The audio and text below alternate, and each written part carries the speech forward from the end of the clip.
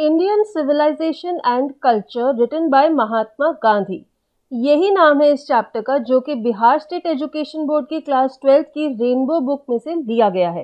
तो हमारे पास बहुत ज़्यादा डिमांड आई थी स्टूडेंट्स की कि ma'am Bihar State Education Board का भी सिलेबस कवर कीजिए। तो आज हम ये चैप्टर डिस्कस करेंगे, Indian civilisation and culture written by Mahatma Gandhi. तो चलिए वीडियो शुरू करते हैं। ये एक इंट्रोडक्शन है। यहाँ पे बताया गया है कि इस चैप्टर में गांधी जी किस चीज़ के बारे में बात करते हैं। He talks about the sound foundation of the Indian civilization which has successfully withstood the passage of time.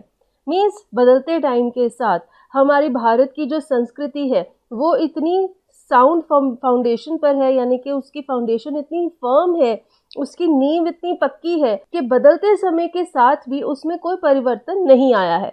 The Western civilization, which has the tendency to privilege materiality, cannot match the Indian civilization that elevates the moral being. Elevates का मतलब है ऊपर उठाना, raise करना किसी चीज़ का standard. तो इस चैप्टर में बेसिकली गांधी जी हमें ये बताना चाहते हैं कि जो वेस्टर्न सिविलाइजेशन है उसकी टेंडेंसी क्या है कि वो मटीरियलिटी को इम्पोर्टेंस देता है। मटीरियलिटी मीन्स जो चीज़ें हैं, materialistic things, growth, development, progress. लेकिन जो हमारी इंडियन सिविलाइजेशन है, जो भारतीय सभ्यता है, वो मॉरल बीइंग को एलिवेट करती है। मीन्स वो इम्पोर्टेंस देती है हमारे मॉरल वैल्यूज़ को, हमारे एथिक्स को, और जो हमने संस्कार लिए हैं अपने बड़ों से। तो वो यहाँ पर इस पूरे चैप्टर में इन्हीं दो चीज़ों का कंपैरिजन करते हैं कि जो वेस्टर्न सिविलाइजेशन है और जो इंडियन सिविलाइजेशन है उनमें किन किन चीज़ों का इम्पोर्टेंस दी जाती है, क्या फ़र्क है दोनों में, और फिर वो ये कहना चाहते हैं कि किस वजह से इंडियन सिविलाइजेशन सुपीरियर है वेस्टर्न सिविलाइजेशन से। तो अब हम अपना चैप्टर शुरू करते हैं। I believe that the civilisation India has evolved is not to be beaten in the world. अब यहाँ पे आई कौन है? महात्मा गांधी, जो कि हमारे राइटर हैं। तो वो ये कह रहे हैं कि मेरा ये मानना है कि जो भारतीय सभ्यता है वो जिस तरह से इवॉल्व हुई है, evolve means cause to develop, is not to be beaten in the world. Means over the years जिस तरह से हमारी सिविलाइजेशन डेवलप हुई है उस तरीके का हम पूरी दुनिया में कोई मुकाबला नहीं है। Nothing can equal the seeds sown by our ancestors. अब यहाँ पे सीड्स का मतलब है द एफर्ट्स डन। तो हमारे एंसेस्टर्स, हमारे पूर्वजों ने जो एफर्ट्स किए हैं हमारी सभ्यता बनाने में, उसका कोई भी मुकाबला नहीं कर सकता। Rome went, Greece shared the same fate, the might of the Pharaohs was broken, Japan has become westernised, of China nothing can be said, but India is still somehow or other sound at the foundation. Fate का मतलब है destiny, किस्मत। फारोज क्या है? जो ancient Egypt के rulers हुआ करते थे उन्हें फारोज कहा जाता है। And sound here means firm, मजबूत। तो यहाँ पर महात्मा गांधी जी दुनिया की सारी जो पुरानी सभ्यताएं हैं उनको कंपेयर कर रहे हैं। रोम यानी कि इटली में जो चर्च, जो पोप वाला एरिया है उसे रोम कहा जाता है। ग्रीस भी एक नेबरिंग कंट्री है जिसकी बहुत पुरानी सिविलाइजेशन फेमस है। फारोज यानी कि इजिप्शियन सिविलाइजेशन जो नाइल नदी के किनारे पर बसी थी और वो बहुत फेमस और बहुत पुरानी है। इसी तरह से जापान है और चाइना। तो ये सारी सिविलाइजेशंस पुराने टाइम से चली आ रही हैं और गांधी जी कहते हैं कि रोम की जो सिविलाइजेशन है उसके जो मॉरल्स एथिक्स हैं वो ख़त्म हो गए। ग्रीस है, उसका भी यही फेट हुआ, उसकी भी किस्मत सेम ही थी रोम की तरह। और जो इजिप्ट के फारोज थे उनकी माइट यानी कि उनकी जो पावर है वो भी ख़त्म हो गई टाइम के साथ। जापान भी अब वेस्टर्नाइज हो गया है, यानी कि जापान ने भी अपना पुराना कल्चर छोड़ दिया है और उसने भी वेस्टर्न कंट्रीज़ का कल्चर अपना लिया है। चाइना के बारे में कुछ नहीं कहा जा सकता, लेकिन भारत ने अपनी सभ्यता को अभी भी संभाल के रखा हुआ है और भारत की जो नींव है वो अभी भी फर्म है, पक्की है। The people of Europe learn their lessons from the writings of the men of Greece or Rome, which exist no longer in their former glory. Glory means magnificence or beauty. तो यहाँ पर वो कह रहे हैं कि जो यूरोप के लोग हैं वो अपने लेसन्स ग्रीस और रोम के जो अच्छे मेन थे, जो पावरफुल मेन थे, उनकी राइटिंग से लेते हैं। जैसे कि हमने सुना है इंग्लिश लिटरेचर बहुत फेमस है, तो ये जो लिटरेचर जिसने लिखा है वो कौन थे? ग्रीस या फिर रोम या ऐसी और जितनी पुरानी कंट्रीज हुआ करती थी, उनके जो फेमस मैन थे वो अपने देश के पावरफुल और माइटी जो सोल्जर्स वॉरियर्स होते थे उनकी बहादुरी की कहानियाँ लिखते थे। तो वही लिटरेचर आज की जनरेशन है जो वो पढ़ती है। तो यहाँ पे वो कह रहे हैं कि यूरोप की जो प्रेजेंट जनरेशन है वो अपने लेसन्स कहाँ से लेती है, उन्हें अपने मॉरल वैल्यूज कहाँ से मिलते हैं? इन राइटिंग से। लेकिन ये जो वॉरियर्स हुआ करते थे, अब इनकी जो ग्लोरी है वो खत्म हो गई है, वो अब एग्जिस्ट नहीं करती है। In trying to learn from them, the Europeans imagine that they will avoid the mistakes of Greece and Rome, such as their pitiable condition. तो यहाँ पे गांधी जी ये कहना चाहते हैं कि जो चीज़ आज की डेट में एग्जिस्ट नहीं करती, आप उस चीज़ से कुछ सीखने की कोशिश कर रहे हो, लेकिन जो भी आप सीखोगे आप उसे आज की वर्ल्ड में अप्लाई नहीं कर सकते। तो कह रहे हैं कि जब यूरोपियंस इन पुराने लोगों की लिटरेचर जो लिखा हुआ है उसे पढ़कर आज अप्लाई करने की कोशिश करते हैं, तो वो एक मिस्टेक कर रहे हैं, वो वही गलती को दोहरा रहे हैं जो कि उनके एंसेस्टर्स ने की थी। और इसलिए वो कहते हैं कि उनकी कंडीशन पिटिएबल है, मीन्स दया नहीं है, आपको तरस आता है उनकी हालत को देखकर।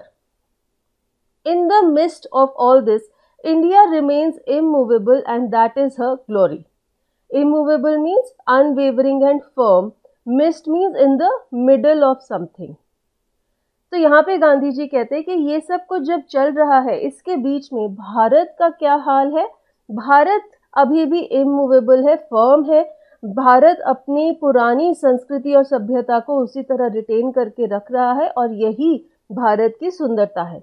It is a charge against India that her people are so uncivilised, ignorant and stolid that it is not possible to induce them to adopt any changes. Stolid का मतलब है स्लो विटेड, जिसे कोई बात धीरे समझ में आती है। इंड्यूस मीन्स फोर्स, किसी के साथ जबरदस्ती करना। तो कहते हैं कि भारत के लोगों के लिए ये कहा जाता है कि भारत के लोग अनसिविलाइज्ड है, उन्हें जीने का तौर तरीका नहीं आता, इग्नोरेंट है, पिछड़े हुए हैं और बहुत स्लो लर्नर्स है, और इसी की वजह से वो कोई नए बदलाव को अडॉप्ट नहीं करते। इसी की वजह से भारत की संस्कृति और सभ्यता अभी भी पुराने टाइम के अकॉर्डिंग ही चलती आ रही है। तो कहते हैं कि ये इल्ज़ाम लगाया जाता है भारत और भारत के लोगों के against. It is a charge really against our merit. What we have tested and found true on the anvil of experience we dare not change. Anvil क्या होता है? A metal block on which a blacksmith shapes metal objects with a hammer. यहाँ आप image में देख रहे हो, ये जो बड़ा सा टुकड़ा है, ये मेटल का टुकड़ा है, ये एक एनविल है। अब इसके ऊपर ये जो ब्लैकस्मिथ है ये क्या कर रहा है? ये लोहे के टुकड़े को हथौड़ा मार रहा है ताकि उसकी शेप चेंज कर सके। तो यहाँ पे गांधी जी कहते हैं कि ये जो इल्ज़ाम लगाया जाता है भारत के लोगों पर, ये हमारे मेरिट यानी कि हमारी अच्छाइयों के खिलाफ है। अब वो ये कहना चाह रहे हैं कि जब हमने टेस्ट कर लिया है और हमें लगता है कि जिस तरीके से हम जी रहे हैं वो बिल्कुल सही है, तो फिर हम क्यों बदलेंगे? तो कहना चाह रहे हैं कि समय के साथ हम वेस्टर्न कल्चर को इसलिए अडॉप्ट नहीं कर रहे, हम अपनी पुरानी सभ्यता को छोड़ नहीं रहे हैं, क्योंकि इसलिए नहीं कि हम स्लो विटेड है या अनसिविलाइज्ड है या हमें कुछ समझ नहीं आता, बल्कि इसलिए क्योंकि हमें ये लगता है कि जो हमारी पुरानी सभ्यता चलती आ रही है वो बिल्कुल सही है और हमें उसी के साथ चिपके हुए रहना चाहिए। Many thrust their advice upon India and she remains steady. This is her beauty, it is the sheet anchor of our hope. Thrust means push or force, steady means firm, sheet anchor का मतलब है security, means कोई चीज़ जो आपको firmness या मजबूती देती है। जिस तरह से एक जो शिप होती है, समुद्र में जो शिप चलती है, वो एक एंकर नाम की चीज़ को ज़मीन में गाड़ देती है और फिर वो शिप मूव नहीं करती, वो एक ही जगह पर फर्मली खड़ी रहती है। तो यहाँ पे गांधी जी कह रहे कि बहुत सारे लोगों ने भारत के ऊपर अपनी एडवाइस थोपने की कोशिश की, लेकिन भारत फर्म रहा। भारत और भारत के लोगों की यही सुंदरता है कि हम अपनी जो आशा है कि हाँ हम बिल्कुल सही हैं, हमारी सभ्यता जो पुराने समय से चलती आ रही है वो बिल्कुल सही है, यही एक हमारी सिक्योरिटी है, यही जो सोच है यही है जो कि हमें आज भी सक्सेसफुल बना रही है। Civilization is that mode of conduct which points out to man the path of duty. Performance of duty and observance of morality are convertible terms. Convertible means exchangeable, जिन्हें हम आपस में बदलकर यूज कर सकते हैं। अब यहाँ पे वो कहते हैं कि सिविलाइजेशन क्या होता है। सिविलाइजेशन एक ऐसा तरीका है जिंदगी जीने का जो कि एक इंसान को ये बताता है कि जिंदगी में उसके ड्यूटीज क्या क्या है, उसे क्या क्या काम करने हैं। और फिर वो कहते हैं कि ड्यूटी परफॉर्म करना और अपनी मोरालिटी को ऑब्जर्व करना दोनों कन्वर्टेबल टर्म्स है। मींस हम इन दोनों टर्म्स को आपस में बदलकर यूज कर सकते हैं। मींस वो ये कहना चाहते हैं कि ड्यूटी परफॉर्म करना कहो या फिर कहो कि आप अपने मॉरल वैल्यूज को फॉलो कर रहे हो, दोनों एक ही बात है। To observe morality is to attain mastery over our minds and our passions. तो अब यहाँ पर वो कहते हैं कि जब हम कहते हैं कि हम अपने मॉरल वैल्यूज को मेंटेन करके रखते हैं, हमें जो संस्कार मिले हैं अपने बड़ों से, हम आज भी उन्हें फॉलो करते हैं, उन्हें अपने में समा कर रखते हैं। इसका क्या मतलब है कि हमारे जो पैशंस हैं, पैशन क्या होते हैं, हमारी जो दिल की डिजायर्स हैं, जो चाहते हैं, हमने उन पर मास्टरी पाली है। मीन्स वो हमारे कंट्रोल में है। So doing we know ourselves. The Gujarati equivalent for civilization means good conduct. तो क्या कह रहे हैं कि हम अपने आप को जानते हैं, means inside out we know that हमारे मॉरल वैल्यूज क्या हैं, हमें किस तरह से अपने आप को कंडक्ट करना है सोसाइटी में, और उसी के अकॉर्डिंग हम अपनी डिजायर्स और अपनी चाहतों को भी कंट्रोल कर पाते हैं। इसी को हम गुड कंडक्ट कहते हैं और इसी को सिविलाइजेशन भी कहा जाता है। If this definition be correct then India, as so many writers have shown, has nothing to learn from anybody else and this is as it should be.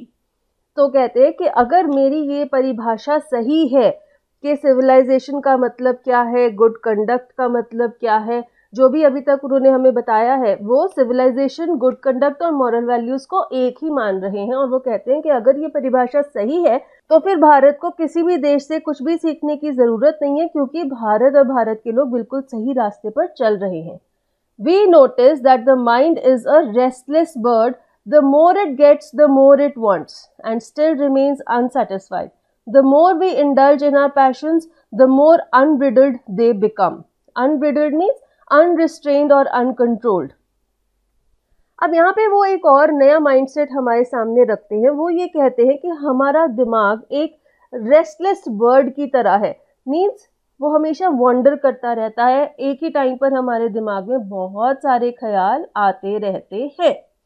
तो जैसे जैसे हमें ज़्यादा चीज़ें मिलती जाती हैं, हमारा दिमाग और ज़्यादा अनसेटिस्फाइड होता जाता है, क्योंकि उसे और ज़्यादा ये जो मोर है ना, ये दिल मांगे मोर, ये और ज़्यादा बढ़ता रहता है।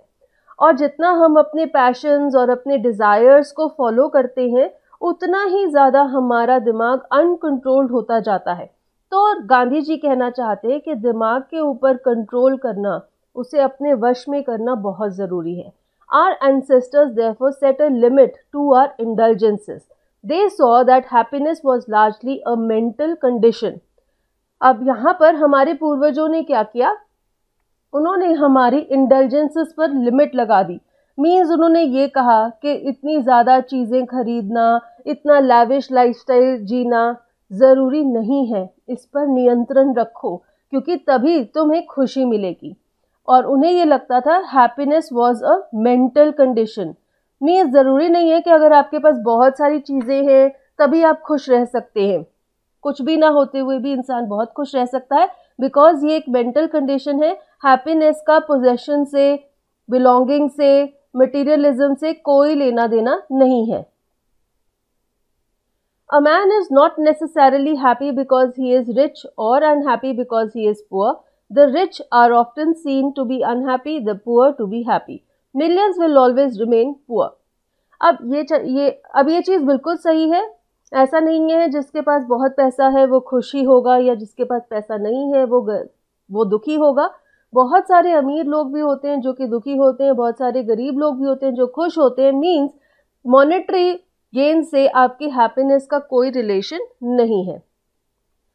Observing all this, our ancestors dissuaded us from luxuries and pleasures we have managed with the same kind of plow as existed thousands of years ago. Dissuaded means advised against. अब हमारे जो पूर्वज थे वो हमें कहते थे कि ज़्यादा लग्जरी की चीज़ों में, ज़्यादा आराम में मत पड़ो, और हमने भी उनकी बात को माना। आज भी हमारे देश में जो प्लाव यूज़ होता है, मीन्स जो प्लाव खेती करने के लिए, खेत को जोतने के लिए यूज़ होता है, जो हल होता है, वो आज भी वही है जो कि हज़ारों साल पहले यूज़ होता था। मीन्स हम उन्हीं चीज़ों में खुश है, ऐसा नहीं है कि हम नई नई चीज़ों के पीछे दौड़े। We have retained the same kind of cottages that we had in former times, and our indigenous education remains the same as before. We have had no system of life corroding competition. Indigenous means home grown, means जो चीज़ हमारे घर में develop हुई है।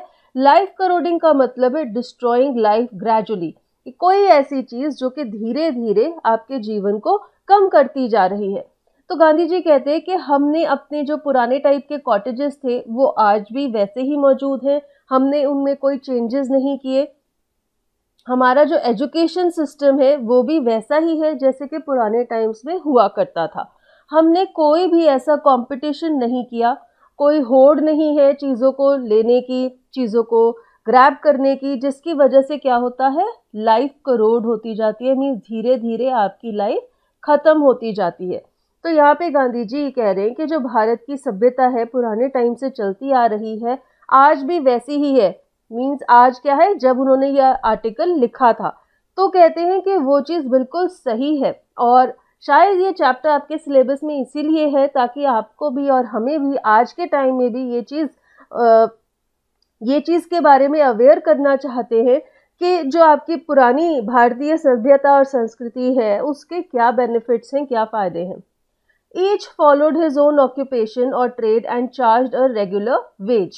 It was not that we did not know how to invent machinery, but our forefathers knew that if we set our hearts after such things, we would become slaves and lose our moral fiber. Moral fiber means character. अब हर व्यक्ति था वो अपना काम करता था और उसके लिए एक नॉर्मल सी जो तनख्वाह है वो लेता था। तो फर्दर वो कहते हैं कि ऐसा नहीं है कि हमें कोई नई नई तरह की मशीन्स इन्वेंट करना नहीं आता था, लेकिन जो हमारे पूर्वज थे वो ये सोचते थे कि अगर हम इस तरह से नई नई चीज़ें इन्वेंट और डेवलप करने लग जाएंगे तो उससे क्या होगा, हम इनके गुलाम बन जाएंगे, इनके बिना हम कुछ भी काम नहीं कर पाएंगे। तो उससे क्या होगा, हमारा जो अपना कैरेक्टर है, हमारी जो अपनी पर्सनैलिटी है वो ख़त्म हो जाएगी, हम उन मशीन्स के गुलाम बन जाएंगे। They therefore, after due deliberation, decided that we should only do what we could with our hands and feet. Deliberation means a lot of thinking. तो बहुत सोच विचार के बाद हमारे पूर्वजों ने ये डिसाइड किया कि जितना हो सके हमें अपने हाथ और पैरों से ही काम करना चाहिए, हमें इन तरह की मशीन्स को यूज़ नहीं करना चाहिए। They saw that our real happiness and health consisted in a proper use of our hands and feet. हमारी असली खुशी और सेहतमंदी भी उसी से आएगी जब हम अपने हाथों और पैरों को इस्तेमाल करके काम करेंगे। अगर हम हर काम के लिए एक मशीन डेवलप कर लेंगे और वो मशीन हमारा काम कर देगी तो हम क्या करेंगे, हम खाली बैठे रहेंगे। और जब हम खाली बैठे रहेंगे, हम कुछ नहीं करेंगे, तो एक कहावत हमने सुनी हुई है, an empty mind is a devils workshop.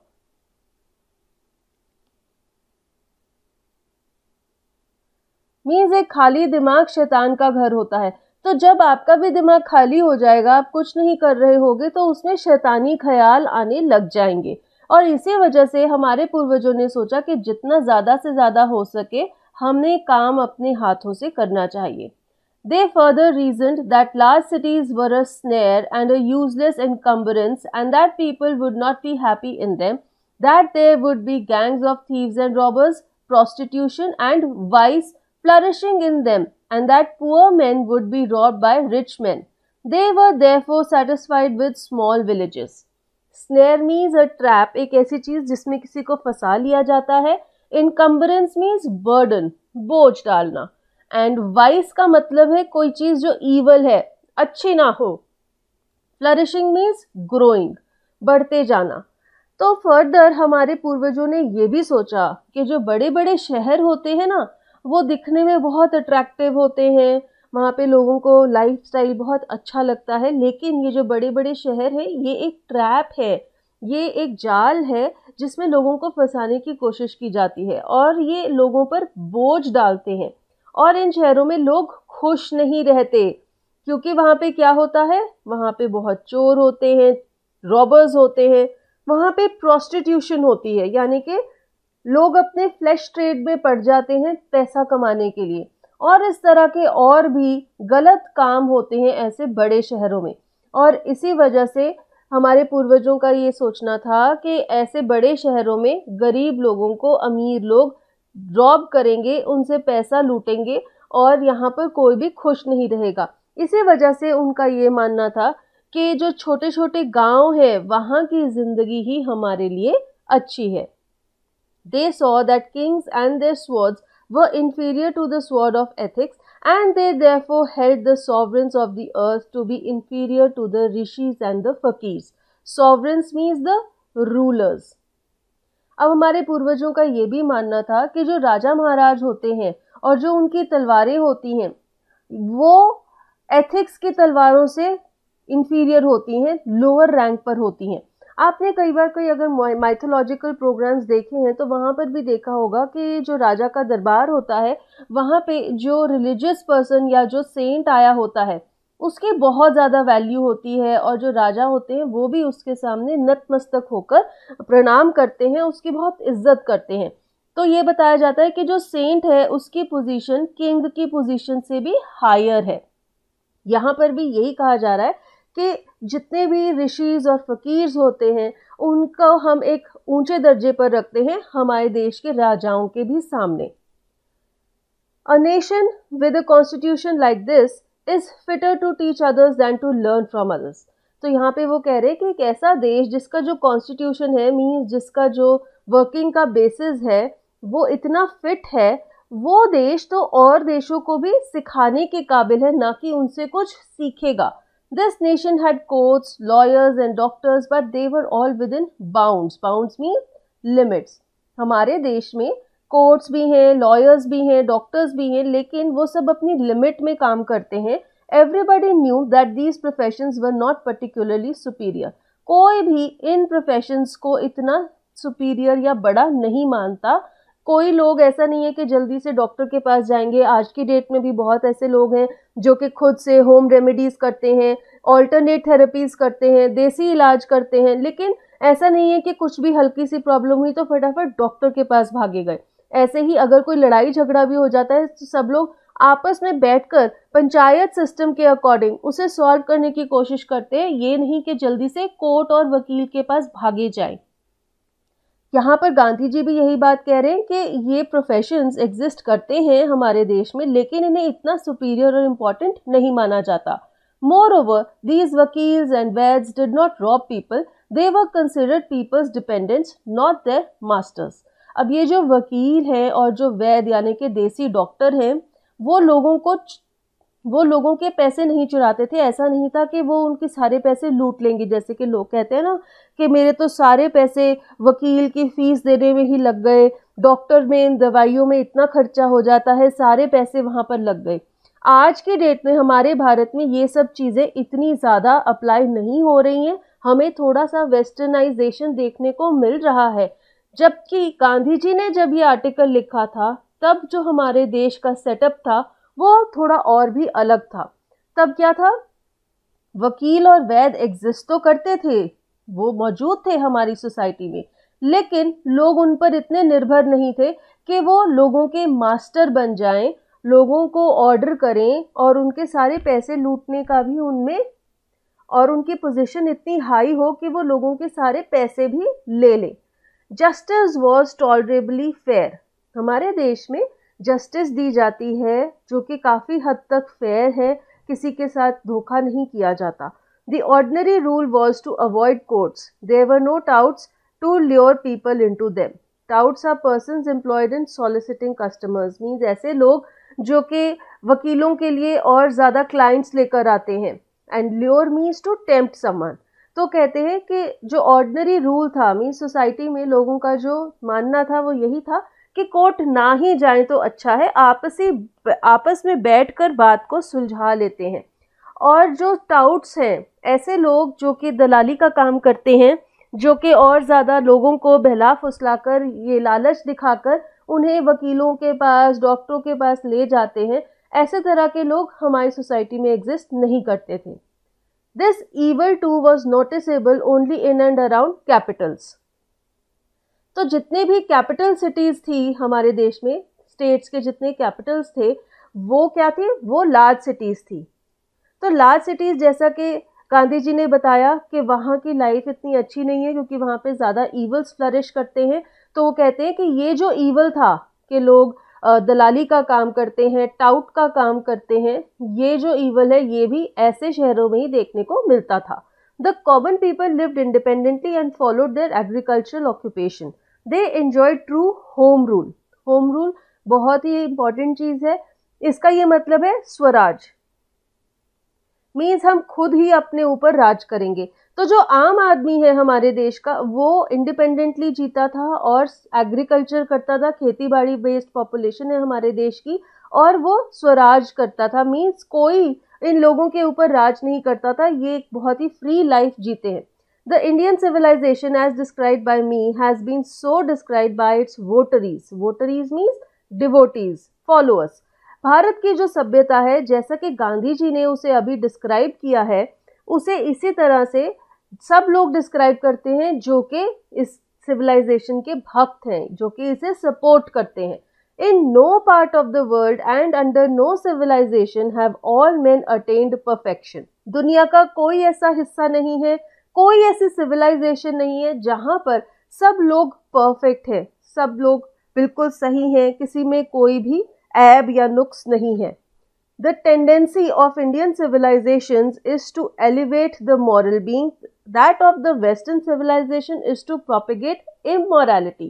The latter is godless. The former is based on a belief in God. Elevate means to raise, यानी कि किसी चीज़ का पद ऊंचा कर देना। Propagate means to spread ideas and beliefs more widely, means किसी भी आइडिया को और ज़्यादा लोगों तक पहुंचाना। यहाँ पर वो इंडियन सिविलाइजेशन और वेस्टर्न सिविलाइजेशन को कंपेयर कर रहे हैं। वो कह रहे हैं कि भारत की जो सभ्यता है उसका एम क्या है, उसकी टेंडेंसी मीन्स उसका किस तरफ की झुकान है, उसका जो टेंडेंसी है, झुकाव है, वो मॉरल बीइंग की तरफ है। और ये किस चीज़ पर बेस्ड है? In a belief in God, means हमारी जो सभ्यता है वो हमें सिखाती है कि भगवान में विश्वास रखो।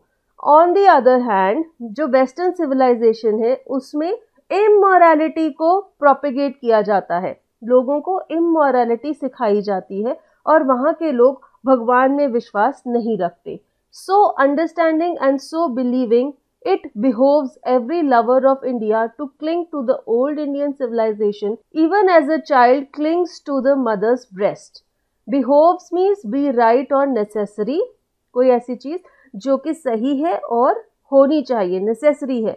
क्लिंग्स मीन्स स्टिक्स, चिपक जाना। तो यहाँ पर वो कह रहे हैं कि जब हम इस बात को समझ लेते हैं और जब हम इस बात पर विश्वास करते हैं तो हमें ये लगता है जो भी इंसान भारत की सभ्यता को प्यार करता है वो उससे चिपक जाता है। वो जिस तरह से एक छोटा बच्चा अपनी माँ की छाती से चिपक जाता है, वो उसे छोड़ना नहीं चाहता क्योंकि उसे वो बहुत अच्छी लगती है, स्नेह से भरी हुई लगती है। इसी तरह जो भी व्यक्ति ये समझ जाता है कि भारत की सभ्यता क्या है, क्या चीज़ का प्रचार करती है, वो भी भारत के साथ चिपक जाता है, उसे छोड़ना नहीं चाहता। वो भी ओल्ड इंडियन सिविलाइजेशन को बहुत ज़्यादा प्यार करता है। I am no hater of the West. I am thankful to the West for many a thing I have learned from Western literature. अब वो कहते हैं कि मैं वेस्टर्न सिविलाइजेशन से नफरत नहीं करता है, मैं उसका शुक्रगुजार हूँ क्योंकि मैंने वेस्टर्न लिटरेचर से बहुत कुछ सीखा है।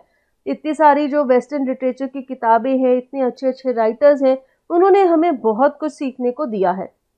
But I am thankful to modern civilization for teaching me that if I want India to rise to its fullest height, I must tell my countrymen frankly that after years and years of experience of modern civilization, I have learnt one lesson from it, and that is that we must shun it at all cost.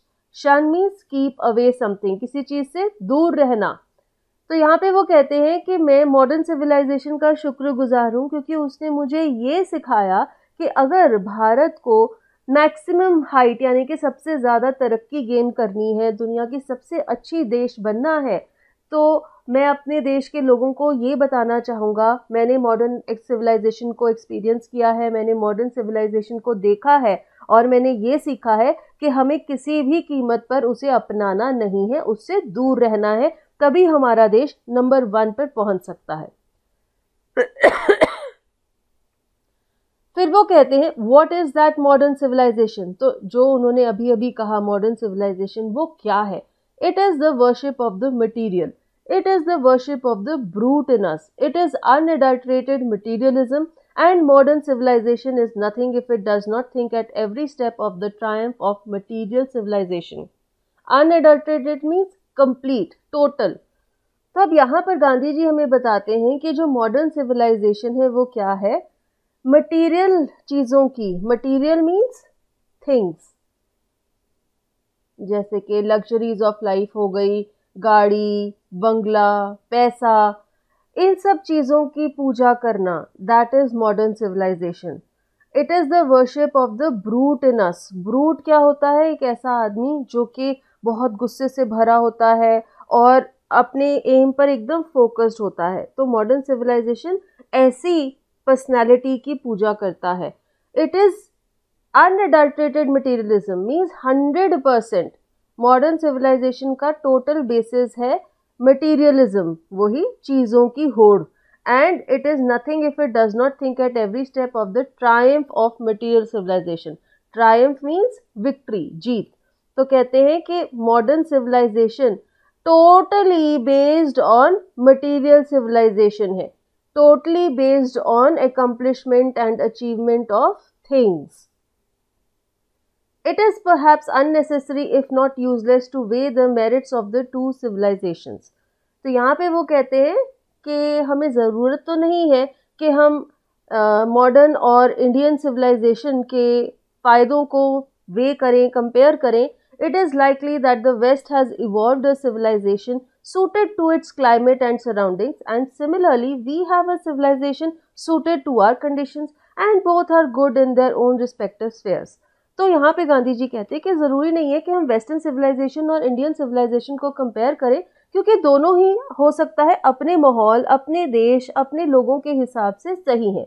तो दोनों को अपने अपने area में चलते रहना चाहिए. ना ही वेस्टर्न सिविलाइजेशन को इंडियन सिविलाइजेशन पर हावी होना चाहिए, ना ही भारतीय सभ्यता को वेस्टर्न सभ्यता के ऊपर हावी होना चाहिए. दोनों ही अपनी जगह ठीक है.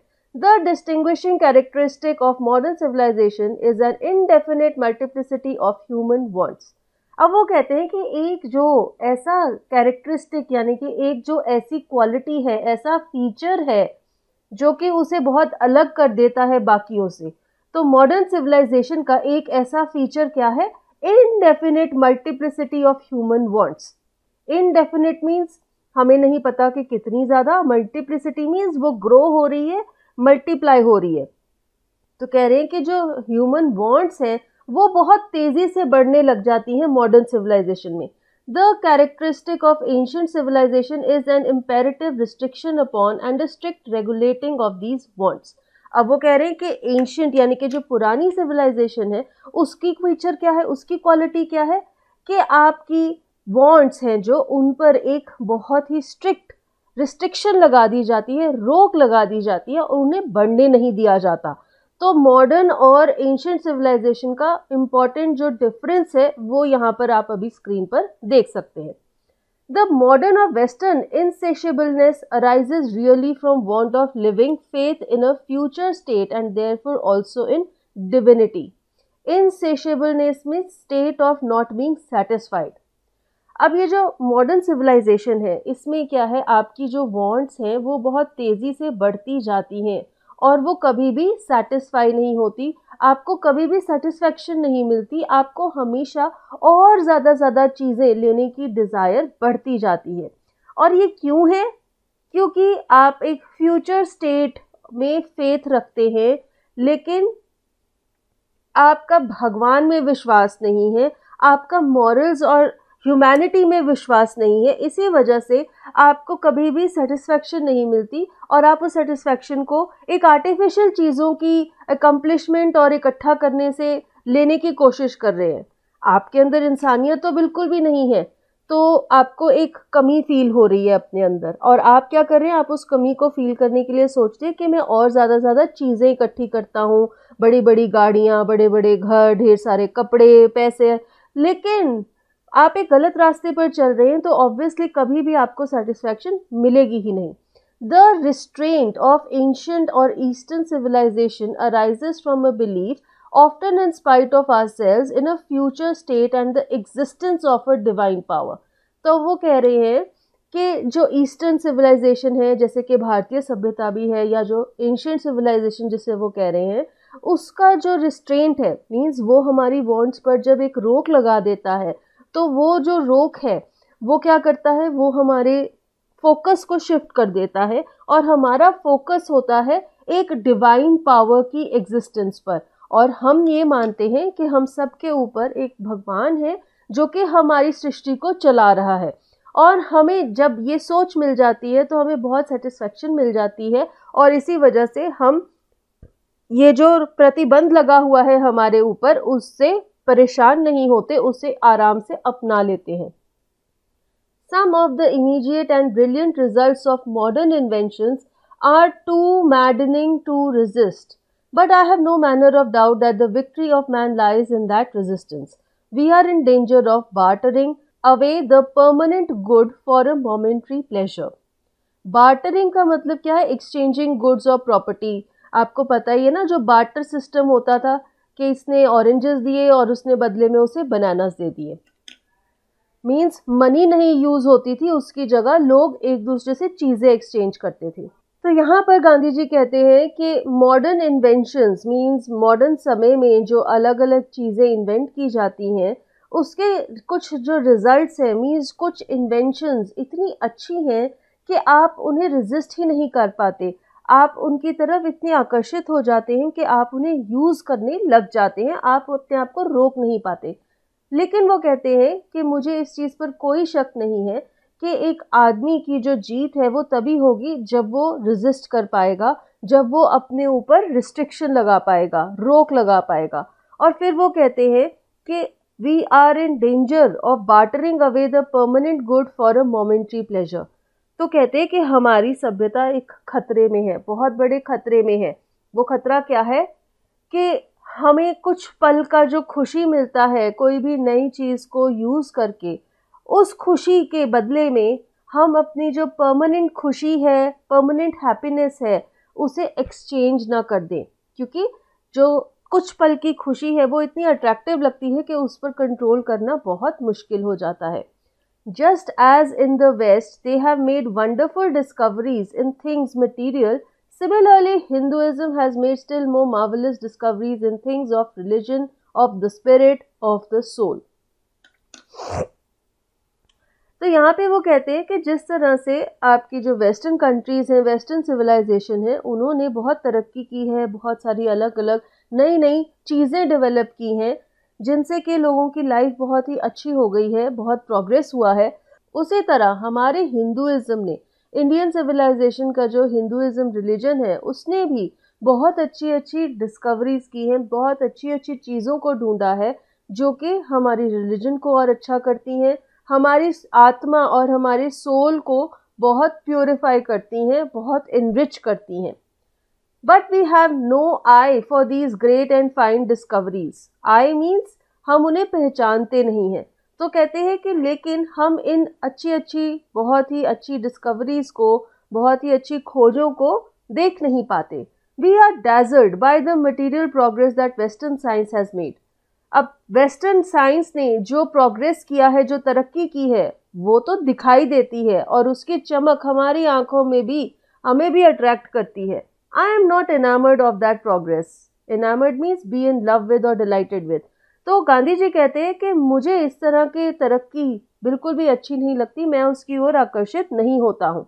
In fact, it almost seems as though God in His wisdom has prevented India from progressing along those lines so that it might fulfill its special mission of resisting the onrush of materialism. तो गांधी जी कहते हैं कि उनका तो ये मानना है कि भगवान ने बहुत अच्छी सद्बुद्धि यूज़ की है, जो कि वो भारत को इस मटेरियल चीज़ों की तरफ तरक्की करने से रोक रहे हैं, क्योंकि उसकी वजह से क्या होगा कि भारत की जो सभ्यता है वो अपने स्पेशल मिशन को पूरा कर पाएगी. और वो स्पेशल मिशन क्या है? मटेरियलिज्म के रश को रेजिस्ट करना. मींस आप मटेरियलिज्म की तरफ नहीं दौड़ेंगे, आप अपने आप को उससे कंट्रोल कर पाएंगे और उसकी तरफ जाने से रोक पाएंगे. मींस आप चीज़ों की होड़ पर, अचीवमेंट्स और अकम्पलिशमेंट्स के पीछे नहीं दौड़ेंगे. और वो कहते हैं कि भगवान भी चाहते हैं कि भारतीय सभ्यता ऐसी ही रहे. After all, there is something in Hinduism that has kept it alive up till now. It has witnessed the fall of Babylonian, Syrian, Persian and Egyptian civilizations. तो गांधी जी कहते हैं कि फाइनली ये जो 4-5 सिविलाइजेशंस थी ना, ये एंशियंट जो इंडस वैली सिविलाइजेशन थी, उस टाइम पर ये सभी सिविलाइजेशंस एग्जिस्ट करती थी, लेकिन धीरे धीरे ये सभी ख़त्म हो गई. और आज की डेट में भी हमारी जो Hinduism ancient Indus valley civilisation है वो आज भी एग्जिस्ट कर रही है. तो कहते हैं कि हो सकता है यही फ़र्क है जिसकी वजह से ये सारी सिविलाइजेशंस तो ख़त्म हो गई, इनका फॉल आ गया, लेकिन हिंदू सिविलाइजेशन आज भी अलाइव है. Cast a look around you. Where is Rome and where is Greece? Can you find today anywhere the Italy of Gibbon or rather the ancient Rome, for Rome was Italy. तो कहते हैं कि ज़रा अपने आसपास नज़र दौड़ाकर देखो तो क्या आपको आज रोम या फिर ग्रीस देखने को मिलता है जैसा कि पुराने टाइम में था? वो सिर्फ बातों में ही रह गया है. आज की डेट में आपको इटली ऑफ गिबन देखने को नहीं मिलेगा, जो कि रोमन एम्पायर के टाइम पर था. आज की डेट में रोम इटली नाम के देश का हिस्सा बन गया है, जैसे कि आप यहाँ इमेज में भी देख रहे हो, Rome is a part of Italy. तो वो कह रहे हैं कि रोम एम्पायर जो पहले एग्जिस्ट करता था वो तो आज बिल्कुल ख़त्म ही हो गया है. Go to Greece. Where is the world famous Attic civilisation? Then coming to India, let one go through the most ancient records and then look around you and you would be constrained to say, yes, I see here ancient India still living. तो कहते हैं कि अगर आप Greece जाओ तो वहाँ पर ज़रा ढूंढो कि जो पुरानी एटिक सिविलाइजेशन हुआ करती थी वो कहाँ है. वो अब बिल्कुल ख़त्म ही हो गई है. लेकिन जब आप भारत आते हैं तो आपको क्या फील होता है कि हाँ, भारत में तो जो एंशियंट इंडियन सिविलाइजेशन थी वो आज भी एग्जिस्ट कर रही है, क्योंकि आज भी भारत के लोग उसी तरीके से रह रहे हैं जैसे कि उनके पूर्वज रहा करते थे. True, there were dung heaps too here and there, but there are rich treasures buried under them. Dung heaps क्या हुई? काऊ डंग के पहाड़. तो कह रहे कि हाँ, ये बात सही है कि भारत में आपको इधर उधर ऐसे गाय के गोबर के ढेर देखने को मिलेंगे, लेकिन इन्हीं ढेरों के नीचे बहुत ही अच्छे अच्छे खजाने भी छुपे हुए हैं. And the reason why it has survived is that the end which Hinduism set before it was not developed along material but spiritual lines.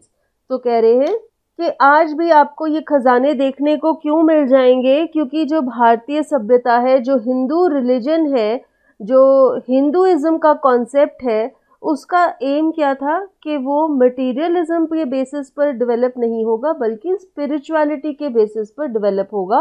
हमारे देश में स्पिरिचुअलिटी को और मॉरल वैल्यूज़ को ज़्यादा इम्पोर्टेंस दी जाती है और मटेरियल चीज़ों को, अकम्पलिशमेंट्स और अचीवमेंट्स को, आप कितने प्रोग्रेस कर रहे हैं, आप कितने अमीर हैं, ये चीज़ों को इम्पोर्टेंस नहीं दी जाती.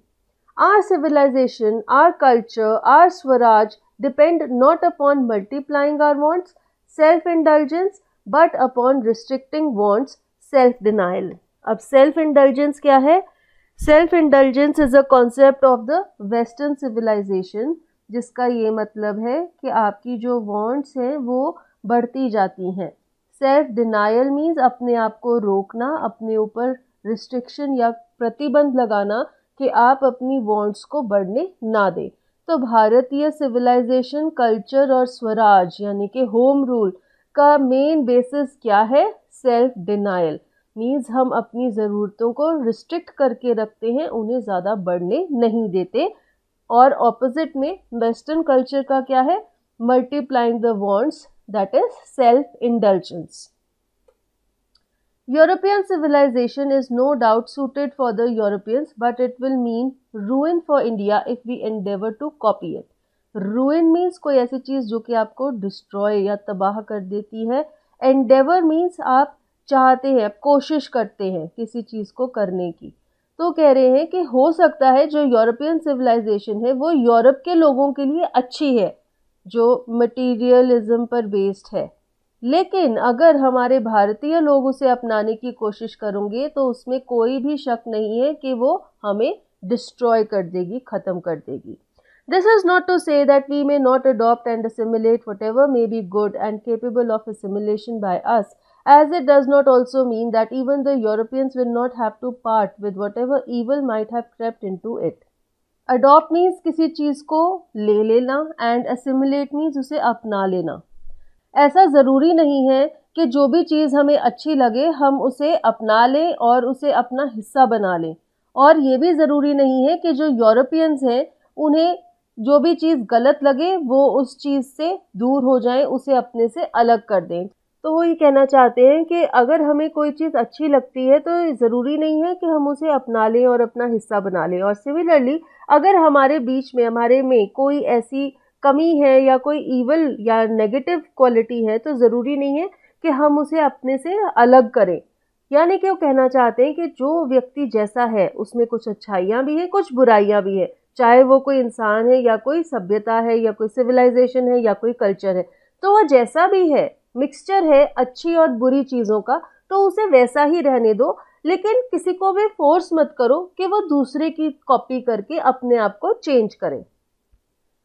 The incessant search for material comforts and their multiplication is such an evil, and I may bold to say that the Europeans themselves will have to remodel their outlook if they are not to perish under the weight of the comforts to which they are becoming slaves. Incessant means continuous, बहुत ही तेजी से continue होते रहना। तो यहाँ पे वो कह रहे हैं कि जो मटेरियल कंफर्ट्स यानी कि जो आराम की चीज़ें हैं, उनकी जो सर्च है, उनका जो ल्योर है जिसके लिए हम काम करते हैं, और ये जो हमारी डिज़ायर है वो बढ़ती जाती है। ये तो यहाँ पे गांधी जी ये कह रहे हैं कि हमारे अंदर जो डिज़ायर्स हैं और वो इतनी तेज़ी से बढ़ती जा रही हैं, ये जो क्वालिटी है ये इतना बड़ा ईवल है, इतनी बड़ी नेगेटिव क्वालिटी है कि अगर यूरोपियन लोगों ने अपनी इस आउटलुक को रीमॉडल ना किया, उसे चेंज ना किया, तो क्या होगा कि वो ख़त्म हो जाएंगे, वो पेरिश हो जाएंगे, वो अपने इन आराम परस्त चीज़ों के बोझ तले दब जाएंगे और इन चीज़ों के गुलाम बन जाएंगे। मींस आप इतने ज़्यादा डिपेंडेंट हो गए हैं। फॉर एग्जांपल ले लीजिए, एक मटेरियल चीज़ है इलेक्ट्रिसिटी, ठीक है, आज के डेट में ये एक नेसेसिटी बन गई है, एक ज़रूरत की चीज़ बन गई है। अगर बिजली ना हो तो हमारा जीवन नॉर्मल नहीं चल पाता, क्योंकि हम उस पर इतने ज़्यादा निर्भर हो गए हैं। अब क्या हो गया है, इसका मतलब क्या है कि हम इसके गुलाम बन गए हैं, हम इसके स्लेव बन गए हैं। तो यही चीज़ गांधी जी कह रहे हैं कि अगर हम अपनी ऐसे जो आराम की चीज़ें हैं इन्हें बढ़ाना बंद नहीं करेंगे, अपनी ज़रूरतों को बढ़ाना बंद नहीं करेंगे, तो एक दिन क्या होगा कि हम इनके गुलाम बन जाएंगे, इनके बिना हमारा जीवन नॉर्मल चल नहीं पाएगा और हम ख़त्म हो जाएंगे। It may be that my reading is wrong, but I know that for India to run after the golden fleece is to court certain death. Let us engrave on our hearts the motto of a Western philosopher, plain living and high thinking. अब यहाँ पर golden fleece क्या है? ये concept हमें Greece से देखने को मिलता है, ग्रीस की सिविलाइजेशन से देखने को मिलता है। गोल्डन फ्लीस का मतलब ये है एक ऐसी चीज़ जो कि हम अचीव तो कर सकते हैं लेकिन हम कभी कर नहीं पाते। तो यहाँ पे गांधी जी कह रहे हैं कि हो सकता है मेरी बात गलत हो, लेकिन मेरा ये मानना है कि अगर भारत एक गोल्डन फ्लीस के पीछे दौड़ने लग जाएगा तो उससे क्या होगा, भारत का अंत हो जाएगा। मीन्स अगर भारत एक ऐसी चीज़ के पीछे दौड़ने लग जाएगा जिसे वो अचीव तो कर सकता है लेकिन फिर भी वो नहीं अचीव कर पाएगा, तो ऑब्वियसली क्या होगा, आप उस चीज़ के पीछे दौड़ते ही रहेंगे, कभी भी वो चीज़ कंप्लीट नहीं होगी, आप उसे अचीव नहीं कर पाएंगे। Let us engrave on our hearts the motto of a western philosopher. Engrave means जैसे पत्थर के ऊपर एनग्रेव किया जाता है, उसको अच्छे से ऐसी चीज़ लिख ली जो कि कभी मिट नहीं सकती। तो कहते हैं कि हमें अपने दिलों पर वेस्टर्न फिलोसोफर की जो बात है वो लिख लेनी चाहिए। Plane living and high thinking means हमारी लिविंग बिल्कुल सिंपल है और हमारे विचार बहुत उच्च है। Today it is certain that the millions cannot have high living, and we the few who profess to do the thinking for the masses run the risk in a vain search after high living of missing high thinking. Profess means प्रचार करना, vain means without any result, wasteful। तो कहते हैं कि ये चीज़ तो certain है, means हमें ये तो पता ही लग गया है कि जो बहुत बड़ी आबादी है हमारे देश की, मिलियंस की तादाद में जो लोग हैं, उनकी हाई लिविंग नहीं हो सकती। मीन्स उनके लिए पॉसिबल नहीं है कि सभी लोग इतना ढेर सारा पैसा कमाएं और अपनी सारी वांट्स को पूरा कर सकें। लेकिन हमारे देश में कुछ ऐसे लोग हैं जो कि इन ढेर सारे लोगों के लिए ये थिंकिंग को प्रोफेस कर रहे हैं, इस थिंकिंग का प्रचार कर रहे हैं। और इससे क्या होगा कि हमारे पास एक रिस्क है, मीन्स ऐसा हो सकता है कि ये बेचारे लोग हाई लिविंग की सर्च में हाई थिंकिंग को भी मिस कर जाएं, ना तो इन्हें अच्छी लिविंग मिल पाए और इसके चक्कर में ये अच्छी जो सोच है हमारी, हाई थिंकिंग है, उसे भी छोड़ दें। तो जैसे कहते हैं ना, धोबी का कुत्ता ना घर का ना घाट का, वो हालत हो जाएगी भारत के लोगों की, क्योंकि उन्हें हाई लिविंग भी नहीं मिलेगी और वो अपनी हाई थिंकिंग को भी छोड़ देंगे उस हाई लिविंग को पाने के चक्कर में। Civilization in the real sense of the term consists not in the multiplication but in the deliberate and voluntary restriction of wants. This alone increases and promotes contentment, real happiness and capacity for service. यहाँ पे फिर से एक बार वो उसी चीज़ को repeat कर रहे हैं। वो कहते हैं कि सिविलाइजेशन का जो असली मतलब है वो ये नहीं है कि आप अपनी ज़रूरतों को बढ़ाते जाएं, लेकिन इसका ये मतलब है कि आप जानबूझकर एक रिस्ट्रिक्शन इम्पोज करें अपनी ज़रूरतों पर प्रतिबंध लगाएं। इससे क्या होगा, इससे आपकी खुशी बढ़ेगी और आप और लोगों की मदद करने की पोजीशन में होंगे। A certain degree of physical harmony and comfort is necessary, but above a certain level it becomes a hindrance instead of help. Hindrance means रुकावट। कुछ हद तक तो आपको चीज़ों की ज़रूरत है, कुछ हद तक तो आपको फिज़िकल हार्मनी यानी कि ऐसी सहूलतों की ज़रूरत है जो कि आपकी ज़िंदगी जीने में आपकी मदद करती हैं, लेकिन उस हद से ज़्यादा अगर चीज़ें आप इकट्ठी करने लग जाएं तो वो आपकी ज़िंदगी में मदद करने की बजाय रुकावटें पैदा करने लग जाती हैं। Therefore, the ideal of creating an unlimited number of wants and satisfying them seems to be a delusion and a snare.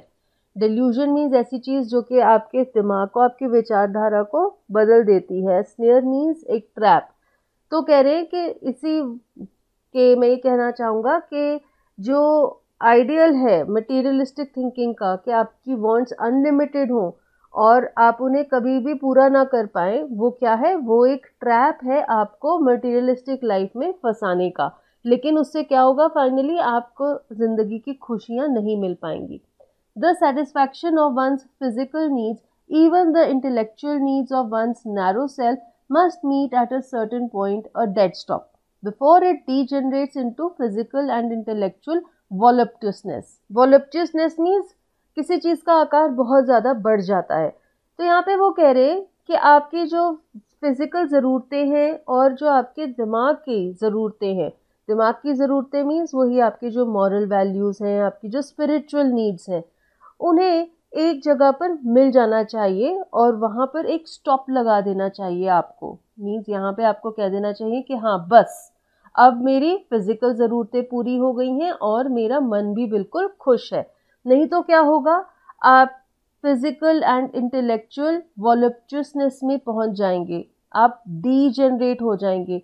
Means आपका स्तर गिर जाएगा और आपकी जो ज़रूरतें हैं वो भी अनलिमिटेड हो जाएंगी, आपकी गाड़ी नॉन स्टॉप चलती जाएगी और आपकी जो इंटेलेक्चुअल है, आपका जो इंटेलेक्ट है, आपकी जो स्पिरिट है वो भी तेज़ी से गिरती जाएगी, इतनी तेज़ी से गिरती जाएगी कि वो कभी भी रुकेगी नहीं। तो ये जो स्टॉप लगाना है, ये जो बस बोलना है, ये बहुत ज़्यादा इम्पॉर्टेंट है। A man must arrange his physical and cultural circumstances so that they do not hinder him in his service of humanity on which all his energies should be concentrated. एक आदमी को अपनी फिजिकल और cultural जो हालात है उन्हें इस तरह से सेट करना चाहिए कि वो उसकी ज़िंदगी में कोई रुकावट ना पैदा करे, और अगर उसे और लोगों की भी मदद करनी है तो उसमें भी उसे मदद मिले, उसमें उसे हिम्मत मिले। ऐसा ना हो कि उसकी खुद की ज़रूरतें ही इतनी ज़्यादा बढ़ जाएं कि वो किसी और की मदद ना कर पाए। तो वो कह रहे हैं कि हमारा मेन एम क्या होना चाहिए कि हम अपनी ज़रूरतों को तो रिस्ट्रिक्ट कर दें, कंट्रोल में करें, और फिर हम बाकी लोगों की मदद करें, ह्यूमैनिटी की सर्विस करें। तो इस चैप्टर में गांधी जी ने हम सबको एक बहुत ही इम्पोर्टेंट संदेश दिया है, हम सबको ज़िंदगी जीने का सही रास्ता एक बार फिर से दिखाया है। और मैं ये आशा करती हूँ कि आपको भी चैप्टर समझ में आ गया होगा, गांधी जी हम सबको क्या बताना चाहते हैं। बहुत ही अच्छा चैप्टर था, बहुत ही इंस्पायरिंग था, मोटिवेटिंग था। अगर आपके अभी भी कोई डाउट्स हैं तो आप कमेंट्स में लिख सकते हैं। और इसके साथ ही हमारा ये वीडियो ख़त्म होता है। And this is Ruchika signing off. Till we meet next, take care. Goodbye.